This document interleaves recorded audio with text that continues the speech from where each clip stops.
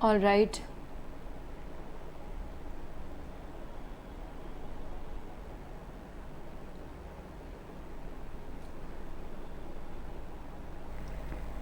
yes people, good afternoon, good afternoon guys, good afternoon. ऐसा लग रहा है बहुत दिनों बाद मिल रहे हैं हम यार, 2 दिन हो गए हमें मिले।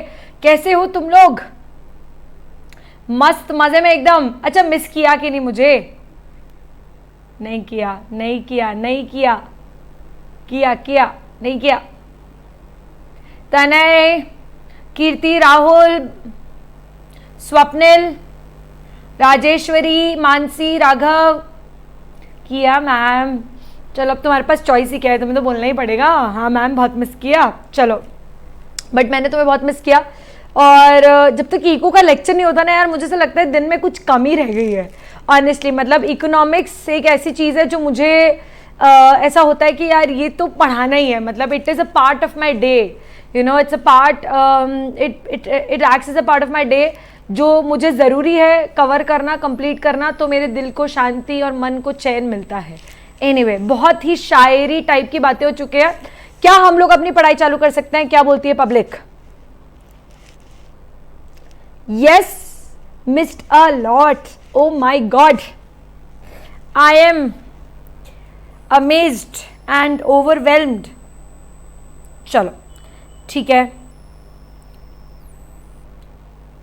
सो हम लोगों ने पिछले लेक्चर में, if you remember, we had started with unit number 2। याद आ गया सबको? चलो यूनिट नंबर 2 के साथ स्टार्ट करते हैं।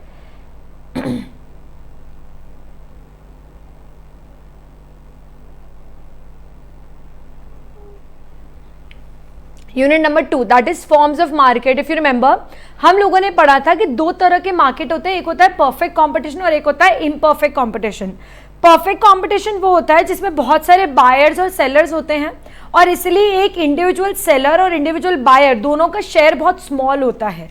ठीक है, मतलब बायर भी बहुत कम आउटपुट लेकर जाएगा अपने घर, और सेलर भी बहुत कम आउटपुट बेच पाएगा और बहुत ही कम अमाउंट कमा पाएगा। यहाँ पर जो गुड्स हैं वो करीब करीब होमोजेनियस होते हैं, जो same quantity, same quality type के होते हैं, पैकेजिंग में करीब करीब सेम ही होती है। ठीक है, इनफैक्ट गुड्स जो है वो आपस में एक दूसरे के परफेक्ट सब्स्टिट्यूट्स होते हैं।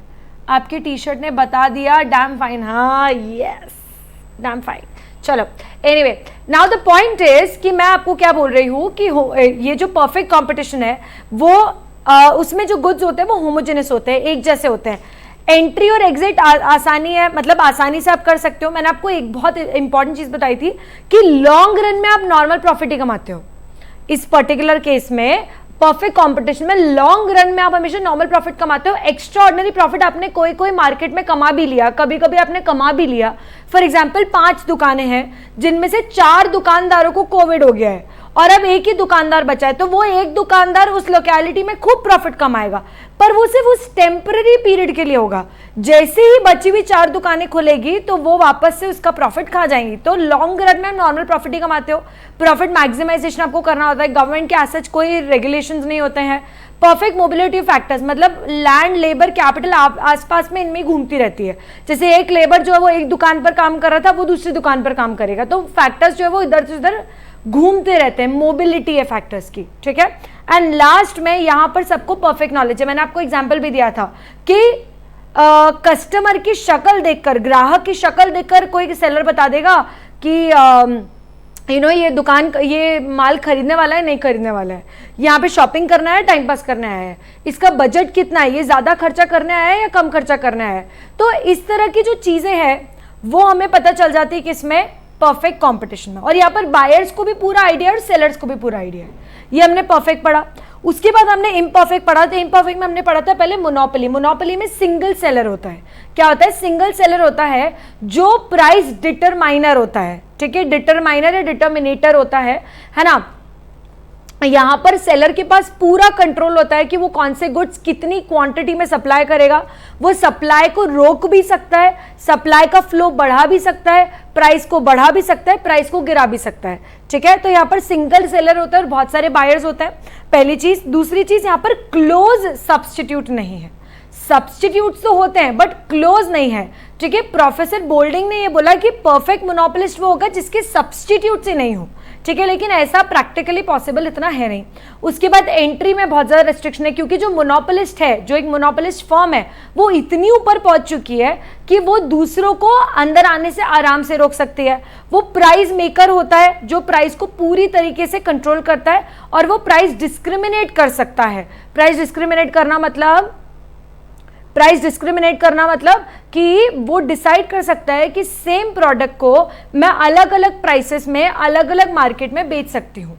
जिस मार्केट में लोग प्राइस बढ़ने पर ज़्यादा रिएक्ट करेंगे वहाँ पर मैं धीरे धीरे प्राइस बढ़ाऊंगी, और जिस मार्केट में लोगों को प्राइस से ज़्यादा फर्क नहीं पड़ता है वहाँ पर मैं ऑलरेडी हाई प्राइस पर बेचकर और फिर प्राइस बढ़ाऊंगी। आगे के बाद समझ में, तो ये होता है प्राइस डिस्क्रिमिनेशन, सेम प्रोडक्ट को अलग अलग प्राइसेस पर कैसे बेचना अलग अलग मार्केट्स में। तो प्राइस डिस्क्रिमिनेशन मोनोपोली में पॉसिबल है। एग्जाम्पल हमने क्या पढ़ा था मोनोपोली का? एग्जाम्पल क्या पढ़ा था? अरे ओ मेरे प्यारे बच्चों क्या पढ़ा था? रेलवेज, यस रेलवेज, ठीक है। तो हम लोगों ने रेलवेज पढ़ा था, राइट। उसके बाद हम लोगों ने नेक्स्ट टॉपिक पढ़ा था मोनोपोलिस्टिक। मोनोपोलिस्टिक थोड़ा सा अलग होता है। मोनोपोलिस्टिक मोनोपोली जैसा होता है बट थोड़ा सा डिफरेंट होता है। इसमें क्या होता है, सेलर्स इसमें ज्यादा होते हैं बट सेलर्स की छोटी सी मोनोपोली क्रिएट हो जाती है, क्योंकि वो गुड्स अलग अलग बेच रहे हैं जो करीब करीब सिमिलर नेचर के होते हैं बट गुड्स अलग होते हैं। जैसे मैंने एग्जांपल दिया था रेस्टोरेंट का, याद आ गया आपको? हाँ, डिफेंस का भी एग्जांपल दिया था मैंने मोनोपोली में, ठीक है। मोनोपोली में डिफेंस, एटॉमिक एनर्जी, ये भी मोनोपोली होगी। मोनोपोलिस्टिक में क्या होता है, सेलर्स तो खूब है लेकिन वो अपना जो प्रोडक्ट है वो उनका खुद का ही है, और वैसे सेम आइडेंटिकल प्रोडक्ट कोई और नहीं बेच रहा है। आ रही बात समझ में? जैसे हमने एग्जांपल किसका लिया था इसमें, रेस्टोरेंट का। रेस्टोरेंट के केस में आप क्वालिटी देख लो, एम्बियंस, एटमॉस्फेयर देख लो, quality of the product, price of the product, ठीक है, entry exit, the type of music, the type of services they are giving us, कुछ ना कुछ करके रेस्टोरेंट्स में डिफरेंस होता है। आ रही बात समझ में? कोई भी दो रेस्टोरेंट बिल्कुल एक जैसे नहीं हो सकते अनलेस इट्स अ चेन। जैसे स्टारबक्स है, सारे स्टारबक्स एक जैसे होंगे क्योंकि चेन है, सारे सीसीडी एक जैसे होंगे क्योंकि चेन है, बट वो तो सेम ही है ना, वो तो एक ही ओनर के अंडर है। अदर देन दैट रेस्टोरेंट्स की अगर हम बात करें तो ओडर मतलब स्मेल, साइज, शेप, क्वालिटी, कुछ ना कुछ तरीके से प्रोडक्ट्स अलग होते हैं और वो अलग तरीके से बिकते हैं, ठीक है। इसमें सेलर ज्यादा होते हैं। शैम्बरलिन नाम का एक इकोनॉमिस्ट है जिसने ये पर्टिकुलर कॉन्सेप्ट दिया है। उसने क्या बोला कि लार्ज नंबर ऑफ सेलर्स हैं जो इंडिपेंडेंटली काम कर रहे हैं, वो लोग आपस में म्यूचुअली डिपेंडेंट नहीं है। यहां पर अगर एक बंदे ने प्राइस में ज्यादा चेंज किया तो पूरी मार्केट में ज्यादा फर्क नहीं पड़ेगा क्योंकि सबका प्रोडक्ट कंपैरेटिवली थोड़ा सा डिफरेंट है। उसके प्रोडक्ट डिफरेंशिएशन में दो तरह के डिफरेंशिएशन होते हैं, एक होता है रियल और एक होता है आर्टिफिशियल। रियल में मैंने आपको क्या बताया था, जो एक्चुअली मतलब there is a real difference between the two products. Real मतलब कि पैकेजिंग को ले लो, पैकेजिंग नहीं सॉरी, क्वालिटी ऑफ इनपुट्स ले लो, जिस तरह का प्रोडक्ट उसमें यूज हो रहा है वो फाइनल प्रोडक्ट बनने के लिए उसकी क्वालिटी में भयंकर डिफरेंस होता है। एक ब्रांडेड कपड़ा खरीदो और एक बिल्कुल ही स्ट्रीट शॉपिंग करो, आपको क्वालिटी में डिफरेंस समझ में आएगा। चाइना का फोन खरीदो और एक अच्छी कंपनी का फोन खरीदो, आपको डिफरेंस समझ में आएगा। द पॉइंट इज कि वो होता है real differentiation. The quality of raw material, the quality of input differentiates the products between two monopolistic sellers, okay. और एक होता है आर्टिफिशियल, जो बायर को अट्रैक्ट करने के लिए डिफरेंस क्रिएट करते हो, जैसे अच्छी पैकेजिंग करना, अच्छा एडवर्टाइजमेंट करना, अट्रैक्ट करना ऑफर से, तो ये होता है आर्टिफिशियल डिफरेंशिएशन। क्लियर है? उसके बाद इसमें होती है नॉन प्राइस कंपटीशन, मतलब यहां पर आप प्राइस पर इतना ज्यादा कंपीट नहीं करते हो, यहां पर आप दूसरी चीजों पे जैसे advertisement, packaging, labelling, branding, promotion, offers, आप इस बेसिस पर कंपीट करते हो। इनकी सेलिंग कॉस्ट, इनकी डिस्ट्रीब्यूशन कॉस्ट बहुत ज्यादा होती है, कोई रेस्ट्रिक्शन नहीं है, कोई भी आराम से एंट्री और एग्जिट कर सकता है। इतना हम लोगों ने कल परसों नहीं, उसके भी एक दिन पहले तक पढ़ा था। अब हमें नेक्स्ट टॉपिक करना है विच इज ऑलिगोपॉली। कोई मेरे को बता सकता है ऑलिगोपॉली क्या होता है? What is oligopoly guys?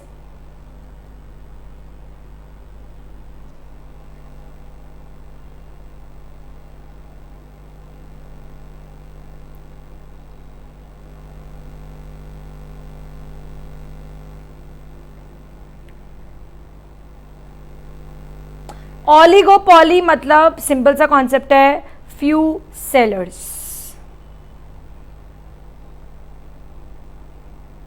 ऑलिगोपॉली म्हणजे फ्यू सेलर्स, बात ही खत्म।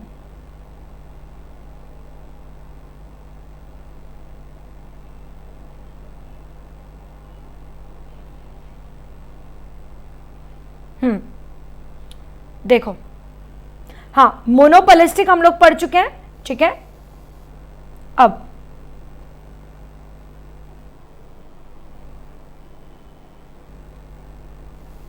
सबसे पहले फ्यू सेलर्स, ठीक है, हु आर इंटरडिपेंडेंट।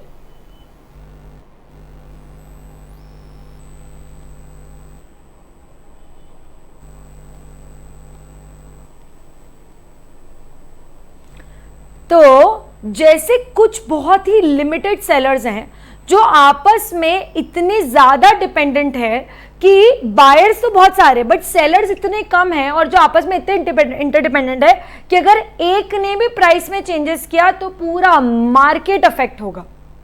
एक ने भी मेरी जान प्राइस में चेंज किया, पूरा का पूरा मार्केट अफेक्ट होगा। क्यों अफेक्ट होगा? क्योंकि सेलर्स कम है और उनको बिल्कुल ही neck to neck competition maintain करनी होती है। क्या इसमें प्राइस कंपटीशन हो सकता है? हाँ। क्या मोनोपोलिस्टिक में प्राइस कंपटीशन था? नहीं।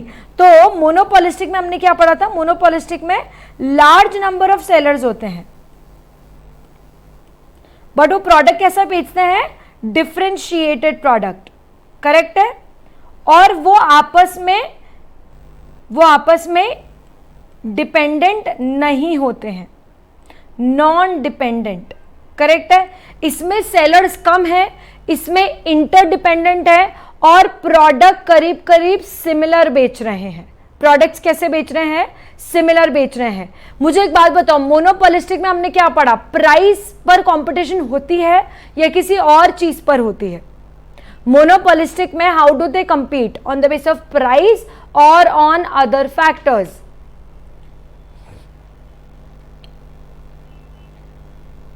मोनोपोलिस्टिक में किस बेसिस पर करते हैं? मोनोपोलिस्टिक में हमने पढ़ा ना, non price competition, other factors. Other factors कौन से हो गए? अदर फैक्टर्स मतलब पैकेजिंग, एडवर्टाइजमेंट, ब्रांडिंग, इस बेसिस पर वो लोग लड़ते हैं। तो यहां पर नॉन प्राइस कंपटीशन होती है। और ऑलिगोपॉली में कैसी होती है? Price competition. यहां पर आप प्राइस के लिए लड़ते हो।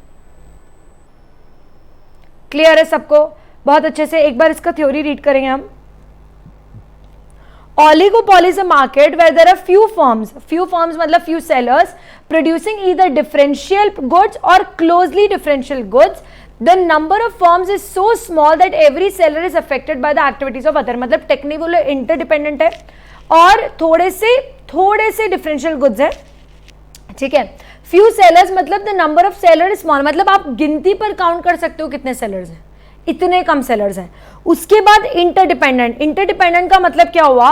That the number is so less that each of these firms contribute significant portion of the total amount. इतना कम है नंबर ऑफ सेलर्स कि एक एक फर्म टोटल आउटपुट में अच्छा बड़ा चंक क्या करती है? कंट्रीब्यूट करती है। उसके बाद nature of product, a firm under monopoly में प्रोड्यूस होमोजीनियस गुड्स, ठीक है। होमोजीनियस मतलब कि ज्यादा डिफरेंशिएटेड नहीं है प्रोडक्ट्स, ठीक है। ऑलिगोपॉली में also produce differential products which is also called oligopoly with product differentiation, for example automobile industry, ठीक है। तो यहां पर दो तरह की ऑलिगोपॉली होती है, ध्यान से सुनना। एक ऑलिगोपॉली होती है ऑलिगोपॉली विदाउट प्रोडक्ट डिफरेंशिएशन और एक होती है ऑलिगोपॉली विथ प्रोडक्ट डिफरेंशिएशन, ठीक है। विदाउट प्रोडक्ट डिफरेंशिएशन का मतलब क्या? कि प्रोडक्ट सिमिलर है और सारी जो कंपनीज हैं वो सेम प्रोडक्ट बेच रही है। एग्जांपल देखो यहां पर क्या गया है? Cooking gas supplied by Indian oil and HP. अब तुम जितनी भी कंपनीज इंडिया में गैस सप्लाई करती है, पेट्रोलियम प्रोडक्ट सप्लाई करती है, वो गिनती पर है।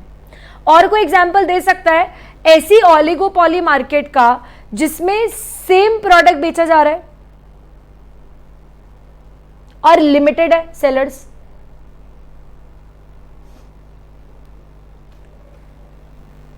डेली यूज में आता है हाँ वो प्रोडक्ट, सोच समझ के जवाब दो।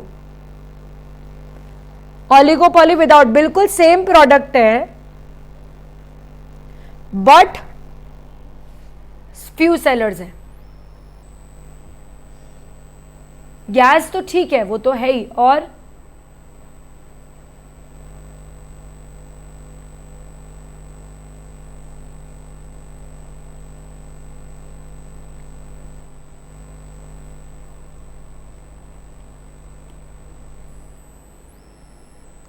टोबैको, ओके, ऑलराइट, टोबैको ठीक है, बट वो हम रोज यूज नहीं करते। राघव, पिटना है क्या? ठीक है, और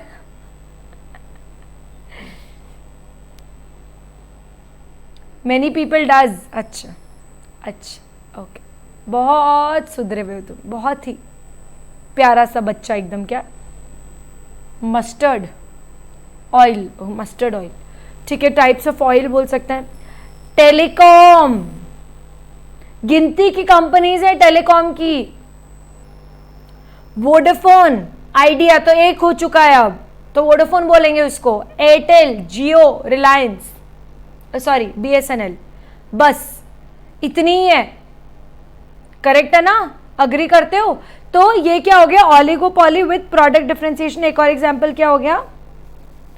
टेलीकॉम। ठीक है, अब ऑलिगोपॉली विथ प्रोडक्ट डिफरेंशिएशन मतलब जो डिफरेंट टाइप्स ऑफ प्रोडक्ट्स बनाती है, जैसे ऑटोमोबाइल। तो ऑटोमोबाइल इंडस्ट्री कैसी होती है? जो होती करीब करीब सेम प्रोडक्ट ही है, बनाते कुछ ना कुछ मोटर व्हीकल है बट अलग अलग टाइप के। कोई एक्टिवा बना रहा है, तो कोई बाइक बना रहा है, तो कोई कार बना रहा है, तो कोई 3 व्हीलर ऑटो बना रहा है। करेक्ट है ना? तो प्रोडक्ट्स थोड़े अलग है बट सेलर्स लिमिटेड है। सेलर्स लिमिटेड होगा ना, जैसे अगर कार्स के उसमें देखे तो मारुति सुजुकी, होंडा, यूंडे, उसके बाद टोयोटा, वॉक्सवैगन, है ना, तो ये लिमिटेड हो गई। टाटा तो लिमिटेड हो चुकी है। करेक्ट है? अभी अभी ये सब भी चलने लग गई, किया और महिंद्रा, राइट। तो सेलर्स फ्यू है, मतलब you can count it on number, 10-12 sellers ही होंगे। ठीक है, डन। बटर, बटर भी in fact you know product, butter जो है वो प्रोडक्ट डिफरेंशिएशन में आ जाएगा, with product differentiation, sorry without product differentiation में, सेम प्रोडक्ट वाले में। ठीक है, चलो आगे बढ़ेंगे। एंड लास्ट चीज यहां पर क्या है? Barrier to entry. यहां पर it's not easy to just randomly enter. Okay, तो ये भी एक डिफरेंस हो गया मोनोपोलिस्टिक और इसमें। मोनोपोलिस्टिक में it's easier to enter, no barrier, और ऑलिगोपॉली में barriers to entry exist. Clear है सबको? Barriers to entry exist. हाँ, एमजी हेक्टर, राज सर से पार्टी ली कि नहीं तुमने कार की?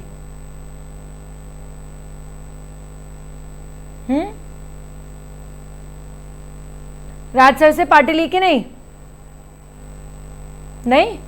ओहो, तुम भी क्या यार, पार्टी तो लो यार राज सर से।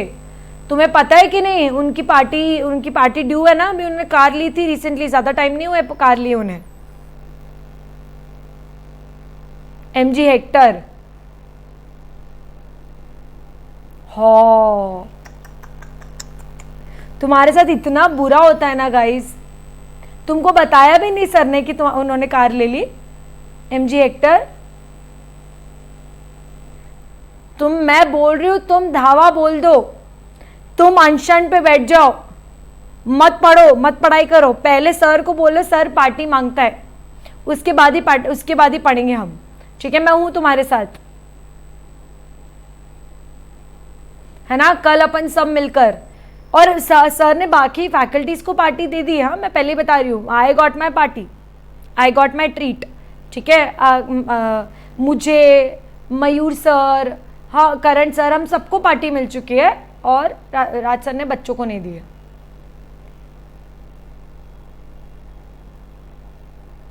इसलिए लेक्चर नहीं। अरे अभी नहीं ली उन्होंने कार, उनको थोड़ा सा टाइम हो गया है, बट अभी नहीं है। और तुम लोग तो अभी मिले हो ना सर से, तुम तो ले सकते हो। क्या तुम इस बात को मानते हो कि 1 साल जब तक नहीं हुआ है गाड़ी को, तब तक वो गाड़ी नहीं होती है? गाड़ी न्यू रहती है, राइट, है ना। तो अभी न्यू ही है गाड़ी, 1 साल थोड़ा ना हुआ है, 3-4 महीने हुए होंगे, न्यू ही है, ठीक है, बस लड़ लो। चलो, क्या ओलिगोपॉली सबको समझ में आया अभी? यस, बहुत सिंपल है ओलिगोपॉली। ओलिगोपॉली 2 तरह की हो सकती है। ओलिगोपॉली में प्रोडक्ट्स सिमिलर भी हो सकते हैं, बिल्कुल सिमिलर, होमोजेनियस, जैसे हमने एग्जांपल पढ़ा टेलीकॉम का या फिर ऑयल का, और बिल थोड़े से अलग भी हो सकते हैं जैसे ऑटोमोबाइल का, ठीक है। Now last is duopoly. Duopoly का क्या होता है? जब सिर्फ 2 प्रोड्यूसर्स मार्केट में एग्जिस्ट करते हैं, ठीक है। In reality, this definition is generally used only where 2 firms are dominant. मतलब यहाँ पर एकदम ऐसा नहीं कि सिर्फ 2 ही सेलर्स हैं, बट यहाँ पर 2 ही डोमिनेंट है, बाकी से बहुत ही छोटे छोटे सेलर्स हैं। आ रही बात समझ में? सो डुओपॉली provides a simplified model for showing the main principles of theory, which says the conclusion drawn from the analyzing the problems of 2 sellers can be extended to cover situations of which there are 3 or more sellers. If there are only 2 sellers producing a commodity, a change in the price of one will definitely affect the other. मतलब यहाँ पर सिर्फ 2 ही लोग आपस में खेल रहे हैं। आप समझो, डुओपॉली का मतलब ये नहीं है कि सिर्फ 2 सेलर्स हैं। डुओपॉली का मतलब ये है कि 2 ही डोमिनेंट है, बाकी सब बहुत ही छोटे छोटे हैं। आ रही है बात समझ में? बहुत अच्छे से, पक्का, ठीक है। और फिर जब हम वहां पर डिमांड समझने की कोशिश करते हैं, तब हम ये पढ़ते हैं कि अगर एक ने प्राइस बदली तो दूसरे की डिमांड में कितने चेंजेस आएंगे, और अगर एक ने अपनी प्राइस फॉर एग्जांपल गिराई तो दूसरे की डिमांड में कितने चेंजेस आएंगे। तो टेक्निकली डुओपॉली वहां पर समझने के काम आता है। You try to understand the reaction of other commodity if there is a change in the price of first commodity.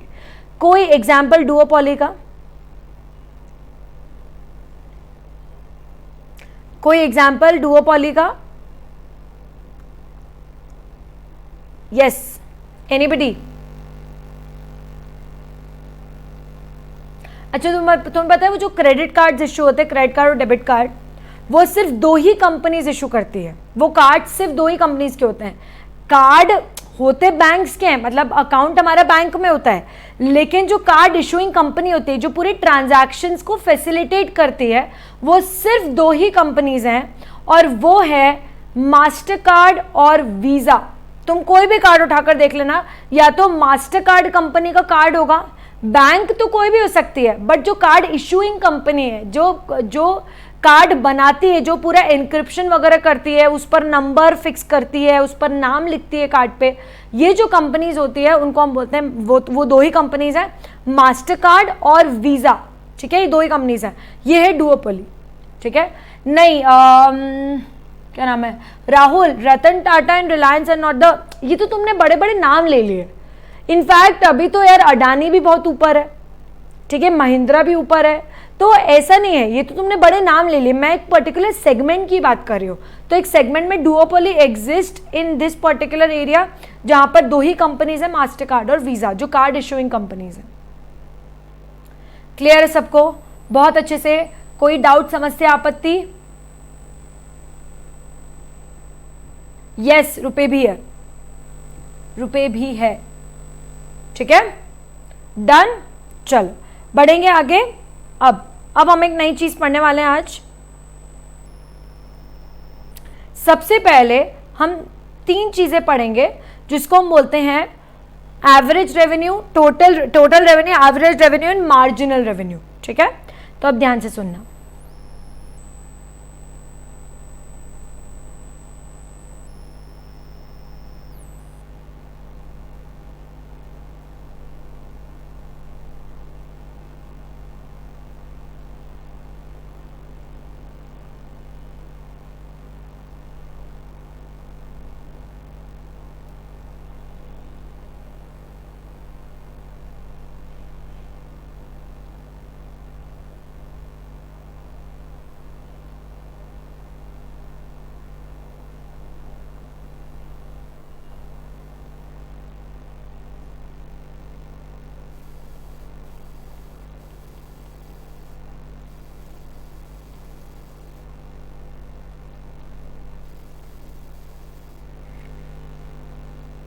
चलो सबसे पहले फटाफट से मेरे को लॉ ऑफ डिमांड बता दो, तो क्या होता है?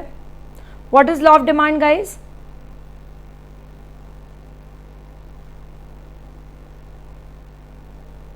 What is law of demand? हाँ, अब मैं फोटो भेजूंगी क्योंकि अपना टॉपिक इनकम्प्लीट रह गया था, इसलिए मैंने उस दिन फोटो नहीं भेजा था आपको, ठीक है? तो अब मैं फोटो भेज दूंगी आपको, है ना? चलो मुझे बताओ फटाफट से, what is law of demand?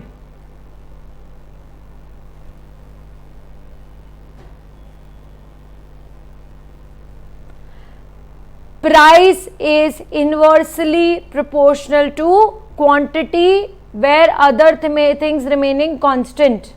वाह, सुमित ने प्राइस को ही कांस्टेंट कर दिया, प्राइस कांस्टेंट है, मस्त लड़का है सुमित, सुमित ही पसंद है एज ए स्टूडेंट मुझे, सुमित ही बढ़िया लड़का है, प्राइस कांस्टेंट कर दिया, पिट जाएगा। सोच समझ के लिखा करो, वहां पर भी तुम यही हड़बड़ करते हो। Price increase, demand decrease, other factors remaining constant. Okay, ठीक है राहुल, चलो आगे बढ़ते हैं। देखो, तो आपको ये तो पता है कि प्राइस अगर गिरेगी तो क्वांटिटी बढ़ेगी, तो समझ में आता है, ठीक है? चलो ओके, अब लिखना चालू करते हैं, है ना? मैं लिखूंगी, अब आप लोग मत लिखो। फॉर एग्जाम्पल हमारी प्राइस है 10 और उस पर क्वांटिटी है 1, है ना? तो अगर प्राइस गिरेगी तो क्वांटिटी बढ़ेगी, तो समझ लो प्राइस हो गई 9, तो क्वांटिटी बढ़ेगी, तो क्वांटिटी एग्जाम्पल के तौर पर हो गई 2, ठीक है? उसके बाद प्राइस हो गई 8, तो क्वांटिटी हो गई 3, प्राइस हो गई 7, क्वांटिटी हो गई 4, प्राइस हो गई 6, क्वांटिटी हो गई 5, और प्राइस हो गई 5 तो क्वांटिटी हो गई 6, ठीक है? So this is very clear, जहां पर हमारी अगर प्राइस गिर रही है तो क्वांटिटी बढ़ रही है ना? सिंपल। अब इसके आगे अगर हम टोटल रेवेन्यू कैलकुलेट करने जाते हैं, तो टोटल रेवेन्यू कैलकुलेट करने का एक सिंपल सा फॉर्मूला होता है, which is price into quantity. Total revenue का मतलब हमने कितना रेवेन्यू जनरेट किया, टेक्निकली सेल्स। तो अगर मैंने एक क्वांटिटी 10 रुपए की बेची है तो मेरे जेब में कितने पैसे आए? 10 रुपए आए। अभी मैं कॉस्ट वगैरह कैलकुलेट नहीं कर रही हूँ कि मुझे वो 10 रुपए की क्वांटिटी बेचने के लिए मुझे कितनी लागत लगी, मुझे कितना कॉस्ट लगा, मैं वो कैलकुलेट नहीं कर रही हूँ, मैं तो सेल्स कैलकुलेट कर रही हूँ, जो सेलिंग प्राइस मुझे आई है हाथ में। तो अगर मुझे 2 क्वांटिटी बेचना पड़ा 9 रुपए की, तो मुझे मेरे पास कितने पैसे आए जेब में? 18 रुपए। तो वो क्या हो गया? Total revenue. जितना पैसा मेरे जेब में आया तो वो क्या हो जाएगा? Total revenue. Is it clear? बहुत अच्छे से, ठीक है? तो चलो टोटल रेवेन्यू कैलकुलेट फटाफट से करके बताओ।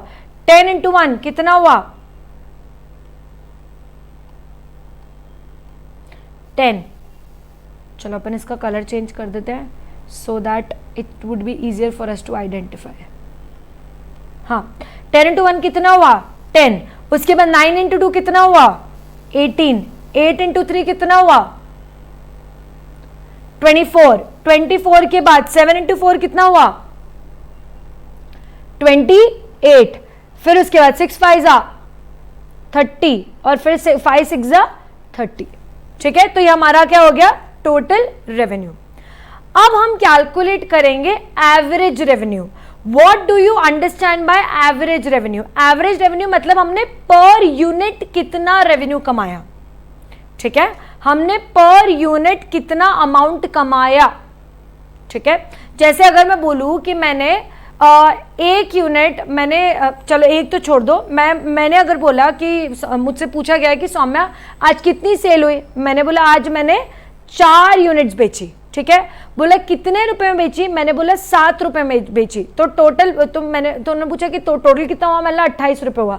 तो उन्होंने पूछा कि तुमने पर यूनिट कितने में बेची, तुम तो ये बताओ कि तुम्हें पर यूनिट कितना फायदा हो रहा है। अब तुम इमेजिन करो कि जो लोग 1-1 रुपए की चीजें बेचते हैं, जैसे सेंटर फ्रेश हो गई या फिर इक्लेयर्स हो गई, तो तुम्हें क्या लगता है वो लोग बहुत गरीब हैं? नहीं, उन्हें पर यूनिट भले ही अमाउंट कम मिल रहा हो पर उनकी क्वांटम सेलिंग होती है, उनका बहुत ज्यादा सेल होता है। वो लोग थाउजेंड, वो क्विंटल्स में सेल करते हैं। आ रही क्या बात समझ में?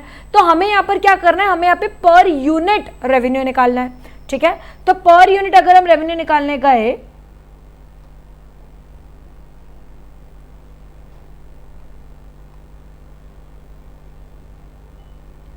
ठीक है, तो पर यूनिट रेवेन्यू कितना होता है?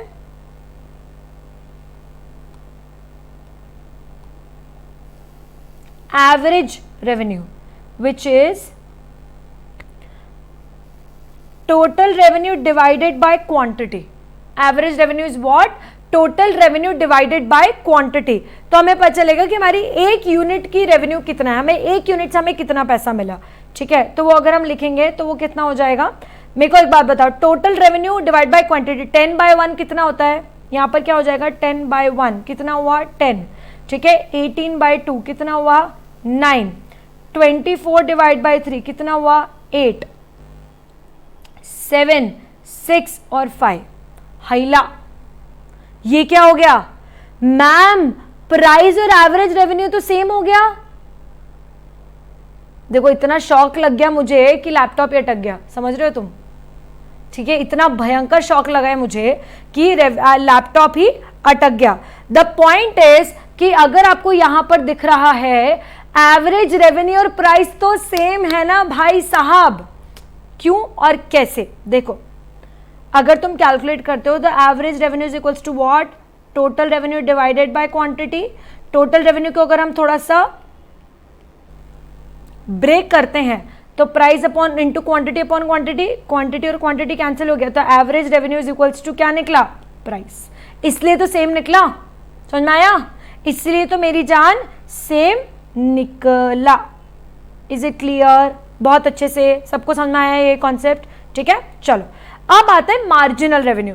मार्जिनल रेवेन्यू का मतलब क्या होता है? देखो, मार्जिनल रेवेन्यू का मतलब होता है when you earn revenue by selling an extra unit. जब तुम एक्स्ट्रा रेवेन्यू कमाते हो एक्स्ट्रा यूनिट बेचने पर, तो वो क्या हो जाएगा? Marginal revenue. ठीक है, अब तुम मुझे एक बात बताओ, पहले हमारी क्वांटिटी कितनी थी? 1, फिर कितनी हुई 2, फिर कितनी हुई 3. तो क्या तुम्हारी एक्स्ट्रा यूनिट्स बढ़ती जा रही हैं? पहले 1 थी, फिर तुमने एक और एक्स्ट्रा यूनिट ऐड की तो 2 हो गई, फिर तुमने एक और एक्स्ट्रा यूनिट ऐड की तो 3 हो गई, फिर एक और एक्स्ट्रा ऐड की तो 4, फिर 5, फिर 6. तो तुम एक्स्ट्रा यूनिट ऐड करते जा रहे हो. अब जैसे ही तुम एक्स्ट्रा यूनिट ऐड करते जा रहे हो, तुम देखो तुम्हारा टोटल रेवेन्यू भी बढ़ता जा रहा है. टोटल रेवेन्यू पहले जब 1 यूनिट सेल की तब तुम्हारा टोटल रेवेन्यू 10 था, फिर तुमने जब एक्स्ट्रा यूनिट बेची तो तुम्हारा टोटल रेवेन्यू कितना हो गया? 18 हो गया. फिर तुमने जब एक और एक्स्ट्रा बेचकर 3 यूनिट्स बेची तो तुम्हारा टोटल रेवेन्यू 24 हो गया. फिर तुमने एक और एक्स्ट्रा बेचकर 4 हो गई तो तुम्हारा टोटल रेवेन्यू भी 28 हो गया. द पॉइंट इज कि जैसे जैसे तुम एक्स्ट्रा यूनिट सेल करते जाते हो तुम्हारा टोटल रेवेन्यू बढ़ता जाता है. क्लियर है? बहुत अच्छे से, पक्का? सो मार्जिनल रेवेन्यू को अगर हम कैलकुलेट करेंगे तो मार्जिनल रेवेन्यू क्या होगा? ठीक है, मार्जिनल रेवेन्यू होगा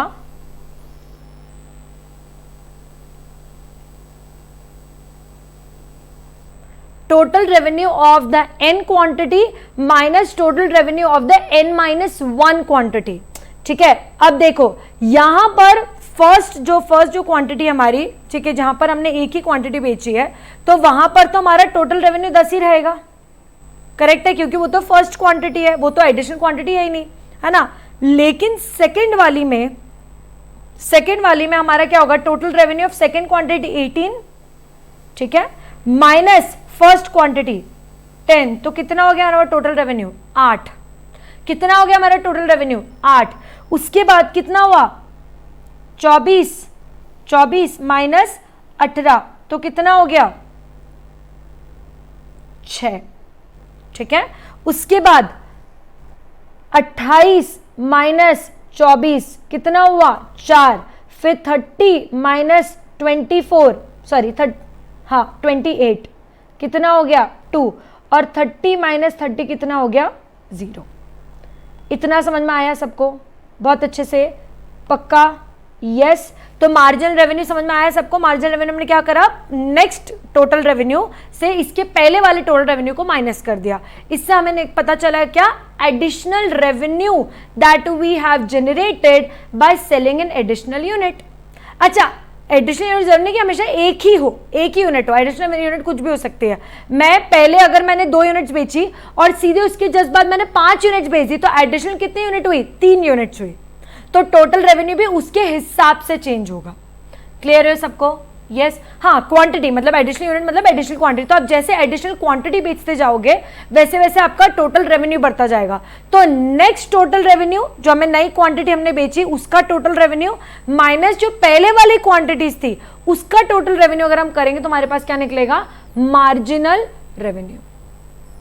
क्लियर है? बहुत अच्छे से एक बार इसकी थ्योरी पढ़ेंगे हम लोग। देखो रेवेन्यू, रेवेन्यू का मतलब क्या होता है, refers to the receipts obtained by the firm from the sale of certain quantities at a price at various prices।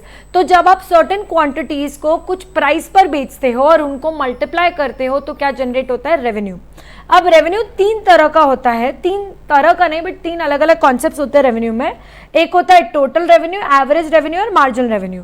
Total revenue की हम बात करेंगे तो what is total revenue, total sale proceeds of a firm by selling certain units at a particular price. ठीक है, तो अगर हम एक प्राइस पर, एक फर्म है वो 10 यूनिट सेल करती है 20 ईच, तो क्या हो जाएगा 10 इंटू 20, मतलब हमारा टोटल रेवेन्यू कितना हो जाएगा 200 रुपीज। क्लियर है? तो आपको यहाँ पर टेक्निकली प्राइस और क्वांटिटी दोनों ही इंपॉर्टेंट है।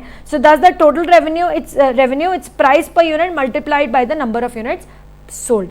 तो एक प्राइस, एक पर्टिकुलर यूनिट की प्राइस को अगर हम सारी नंबर ऑफ क्वांटिटीज से मल्टीप्लाई करेंगे तो हमारा टोटल रेवेन्यू निकलेगा। क्लियर है? तो टीआर की क्या हो गया वो equation, TR is equals to P into Q. उसके बाद अगर हम एवरेज रेवेन्यू की बात करें तो एवरेज रेवेन्यू क्या होता है, is the revenue earned per unit of the output. एक यूनिट आपने कितने में बेची, basically price unit, price per unit या फिर रेवेन्यू पर यूनिट आपने कितना किया। ठीक है, तो वो क्या हो जाएगा, total revenue divided by quantity. Clear है सबको? बहुत अच्छे से। तो अगर हम इसको कैलकुलेट करेंगे तो क्वांटिटी क्वांटिटी कट जाएगा, तो which means average revenue is equals to price. यही हमने पढ़ा अभी कि हमने कुछ और पढ़ा, यही पढ़ा ना, राइट? और उसके बाद होता है मार्जिनल रेवेन्यू। तो मार्जिनल रेवेन्यू क्या होता है, it is the change in the total revenue resulting from sale of additional unit. आपने अगर एक्स्ट्रा यूनिट या एक्स्ट्रा कमोडिटी या एक्स्ट्रा क्वांटिटी जब सेल की, उसके कारण जब टोटल रेवेन्यू चेंज हुआ तो वो क्या हो जाएगा, marginal revenue. For example if a seller realizes 200 after selling 10 units, तो पहले वो 10 यूनिट सेल कर रहा था, ठीक है, तो उसका टोटल रेवेन्यू कितना था 200 रुपीज। ठीक है, and 225 rupees after selling 11 units. ठीक है, 11 यूनिट्स बेचने पर उसको कितना अमाउंट मिल रहा है 25 रुपीज, 225। तो आपका कितना हो जाएगा मार्जिनल रेवेन्यू, 225 माइनस 200 मतलब कितना हो गया 25 रुपीज। क्लियर है सबको? बहुत अच्छे से। और अगर आपको रेट ऑफ चेंज कैलकुलेट करना है, अगर आपको रेट ऑफ चेंज कैलकुलेट करना है तो आप कैसे कैलकुलेट कर सकते हो, वो हम इस तरह से कैलकुलेट कर सकते हैं, which is what, which is change,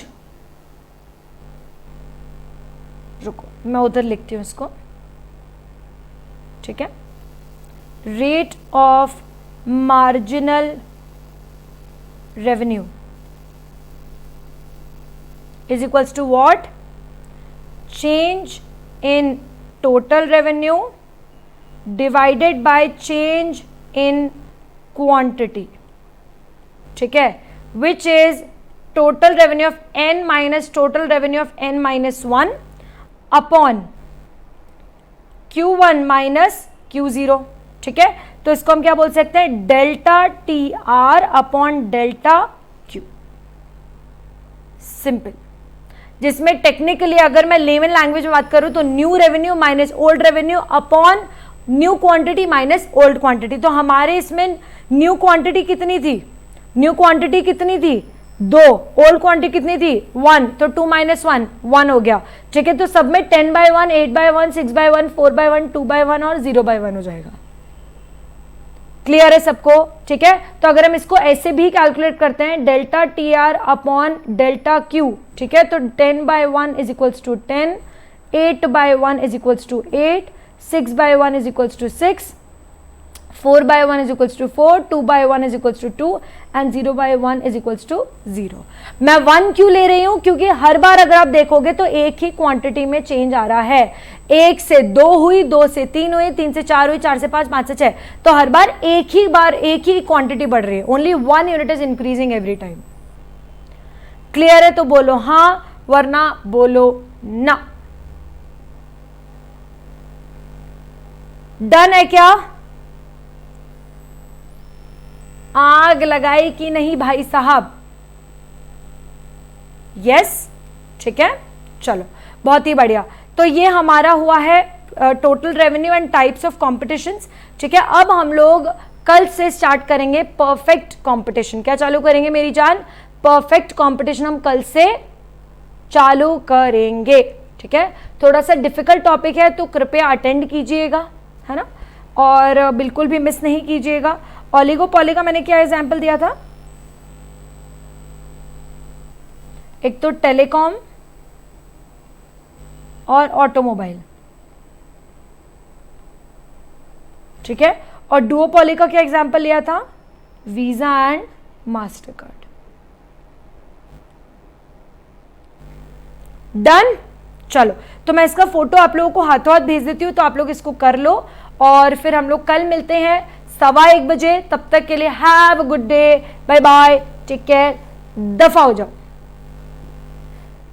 निकल जाओ निकल जाओ मेरी नजरों के सामने से। चलो बाय बाय।